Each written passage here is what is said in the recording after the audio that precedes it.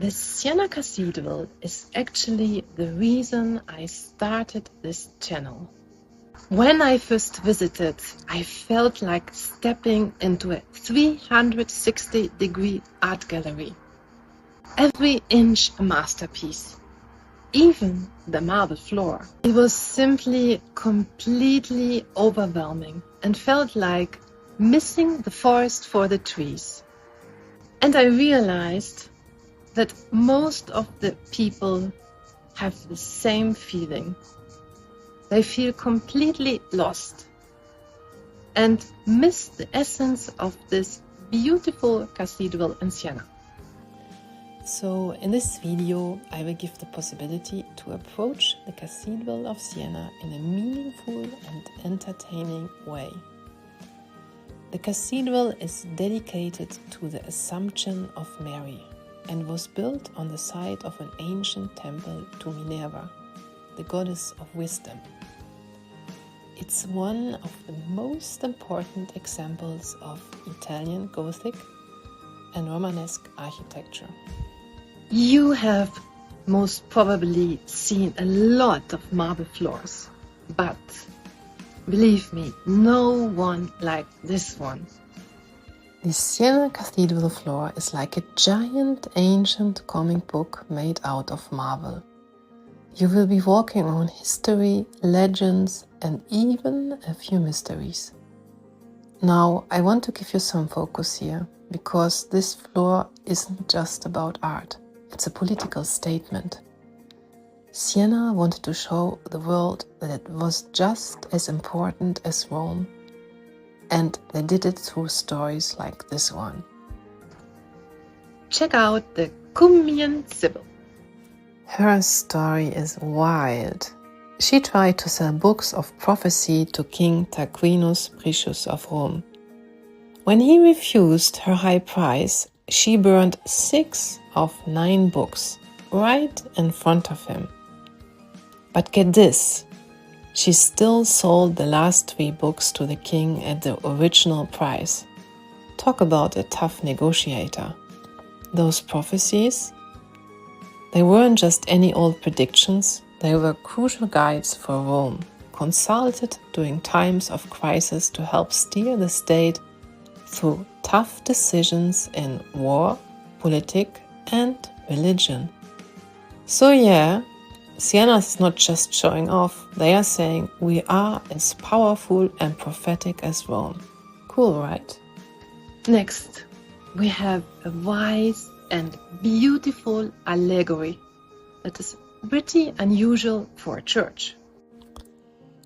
Climb the steep mountain, the Mount of Wisdom. This piece was designed by Pinturicchio around 1505, and it's based on old philosophy, particularly the foundation of Stoicism. Right underneath Fortuna, luck, who represents the instability of happiness and luck. The dominant symbol is the ball, representing how unpredictable life can be. Here you can see the influence of Botticelli in this artwork. The voyagers are on a rocky island, making their way toward wisdom. The female figure of wisdom sits on a solid square stone, holding out a book to Crates and a palm to Socrates. The message? Make haste to come up here to climb the steep mountain. A fine price for your efforts is the palm that gives peace of mind. The message is clear. The path of wisdom is tough, but once you have passed the trials, you will achieve calm and serenity. Pretty deep for a church, Next, something you can really only see from the inside. The Last Supper window. We all know The Last Supper from Leonardo da Vinci, right? This isn't just a beautiful piece of art, it's a symbol. Only the faithful, those who actually come inside the cathedral, get to see the Last Supper in all its glory. From outside, it's not visible. This masterpiece was created by Pastorino de Pastorini in 1549. Look up. Do you see all the heads? All the popes and emperors staring down at you as you wander through the cathedral. It's like the ultimate gallery of power, and it's totally surreal. Imagine the century of decision, debates and power struggles that these faces have witnessed. It's like walking through history with 100 pairs of eyes on you. Can you recognize Petrus and Jesus? And this will make your head really spin. A library inside the cathedral. The Piccolomini Library. It's named after Pope Pius II, who was actually a successful writer of erotic stories before becoming Pope. He was deeply influenced by humanism, making him a true Renaissance Pope. This library is the first of its kind, a chapel turned into space filled with knowledge and beautifully decorated with scenes from the life of Piccolomini. There are 10 episodes depicted here, and they are all fascinating.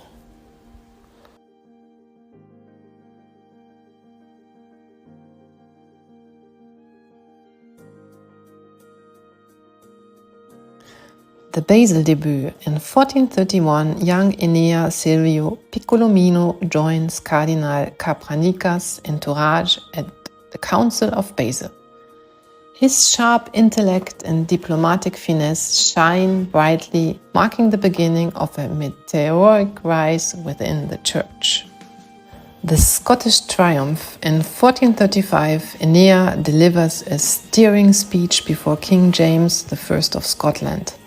His eloquence and diplomatic prowess leave a lasting impression, propelling him further along the path to becoming Pope Pius II. The year is 1442, and Enea Silvio Piccolomini is crowned Poet Laureate by Emperor Frederick III. This prestigious honor not only celebrates his literary genius, but also cements his place as a leading intellectual of his time.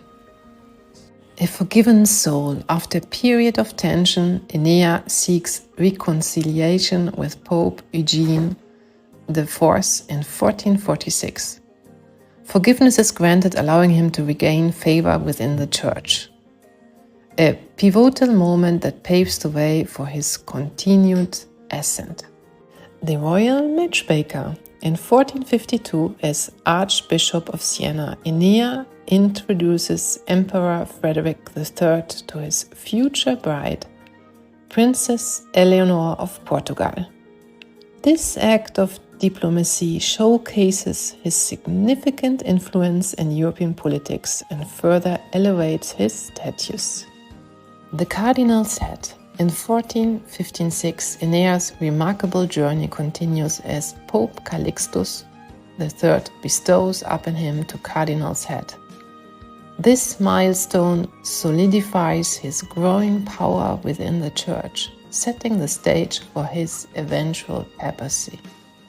Enea Silvio Piccolomini is elected Pope in 1458, taking the name Pius II. His formal possession of the Lateran Basilica marks the culmination of distinguished ecclesiastical career, a true ascent to the pinnacle of church power. Pope Pius II convenes Europe's most powerful rulers in Mantua in 1459, aiming to organize a crusade against the Ottoman Empire. This gathering underscores his influence in both religious and political spheres. In 1461, Pope Pius II canonizes Catherine of Siena, honoring her immense contribution to the Church.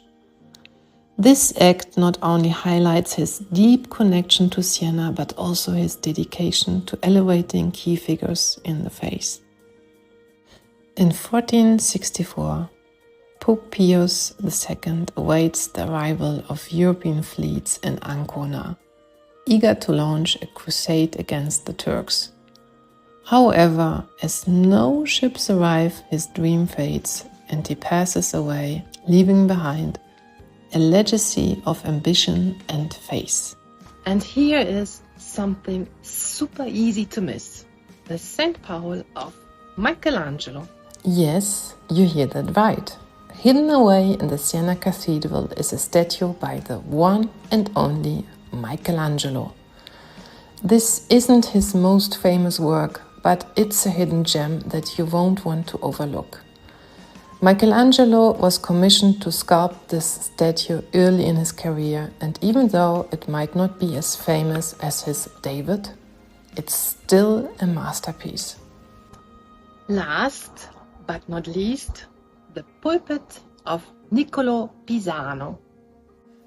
This isn't just a place where the priest gives sermons.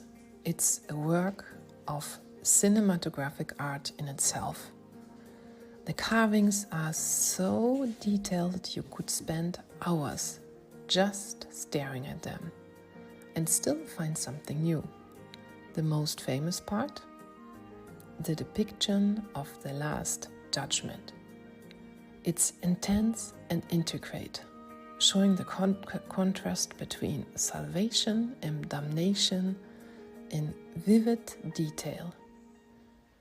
If you are into art history, this is a must-see.